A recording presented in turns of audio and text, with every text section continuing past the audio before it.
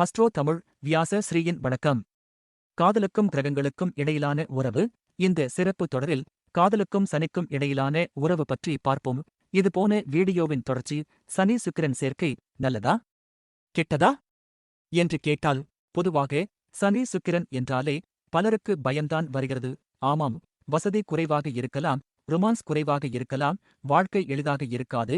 ஆனால் இந்த சேர்க்கையில் காதல் மெதுவாக வளர்ந்து திருமணமாகி வாழ்க்கை முழுவதும் நிலைக்கும் வாய்ப்பு அதிகம்.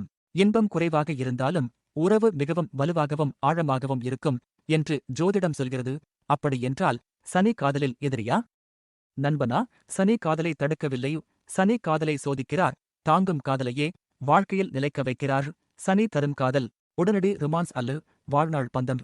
அதனால்தான் சனி கொடுக்கும் காதல் தாமதமானாலும் அது உண்மையானதும் நிலைத்ததும் ஆகும். இது பொதுவான ஜோதிட குறிப்புகள் மட்டும்.